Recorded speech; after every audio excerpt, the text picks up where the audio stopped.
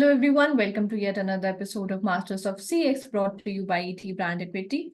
Today we have a special guest with us, Mr. Amit Verma, founder of Digitup, a leading service provider in the field. Amit is here today to share how exactly the CX works, right way to use the technology and some success stories and much more. Hi Amit, welcome to the Masters of CX. So, Let's begin with speaking about CX first. How Digitup, as it is known for its, as you just mentioned, client-specific solutions. So if you could elaborate on how your company tailors its offering to align with the unique needs and preferences of your clients who want to get better with their CX strategies, of course. And how are you particularly ensuring that you provide a truly personalized customer experience to them based on their needs? Are there any specific strategies or technologies that you employ to ensure this level of customizations? Yeah. yeah, absolutely. There are indeed, specific ways on how we go around it. And it begins right at the time when we are onboarding any new client. We try to understand what they want, how they want. And based on that, we, tailor our solutions. To give you an example, for instance, most of our clients are based globally in different locations. And the services we are offering to them are also of different type. When that happens, that means you have multiple stakeholders within the same organizations. Now, how do you provide services to all of them? And it's quite common that very simple things they don't get to know that where they can avail the services, what's going on, and what the quality of the services they are delivering. To give you an example, we developed something called World of Digitup. And I'm saying specifically that we did this for Lipton tea, which have a lot of other tea brands under their umbrella. And what it does for them is that it's a single source onboarding where they can find all the information with relate to our services. Also the reports regarding the services they have availed from us, real-time information of the performance of their websites, etc., etc. So they don't have to go anywhere, and they don't have to log in into several different portals. And the success on this matter is highlighted that Lipton asked some of their other leading vendors to align their services with World of Digitup. So that was a great motivation and compliment for us. That means our strategies were working. So success stories, as you just mentioned about Lipton, so they often encapsulate the essence of a company's impact. So you must be having many other stories to tell. So can you share a specific example where your solution played a crucial role in transforming a client's overall CX?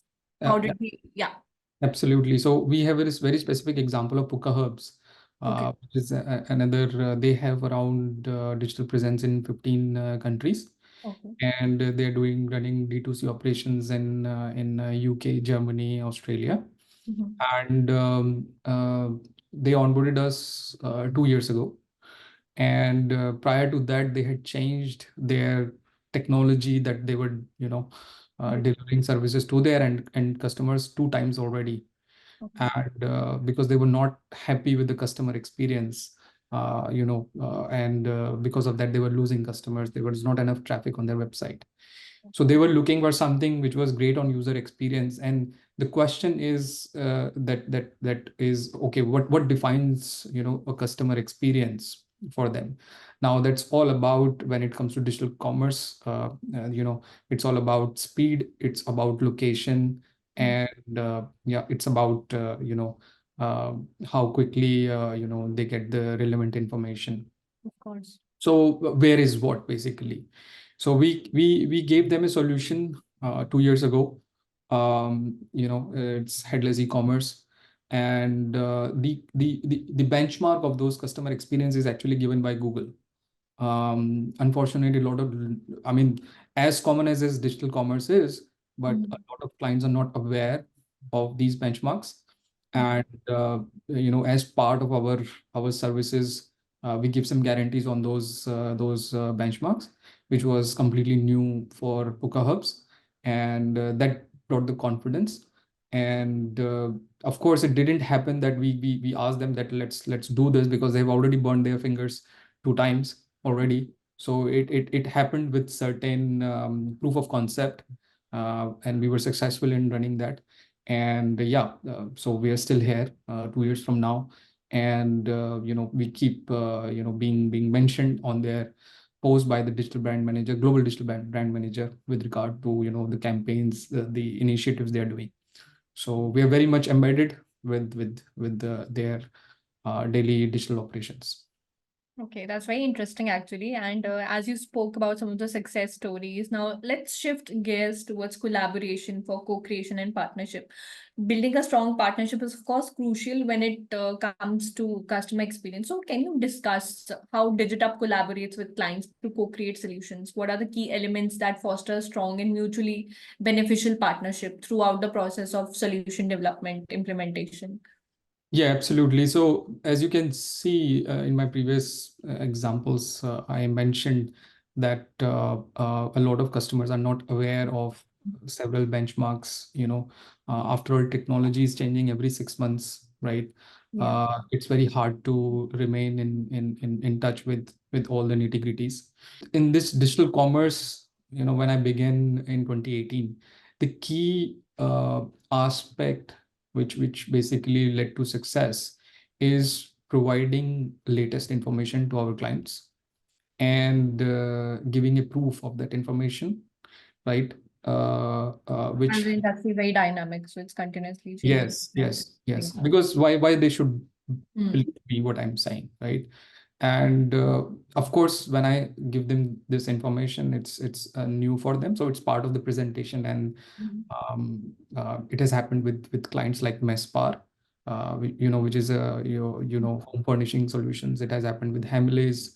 We've mm, spoken to them, and we are doing this with Johnson and Johnson. When we are providing this information, mm, uh, they really appreciates us. So when we do that, this information, which essentially means we are telling them that it's a new approach, right? mm, Which probably either they're not aware of or not able to execute, or it's too complex for them. mm.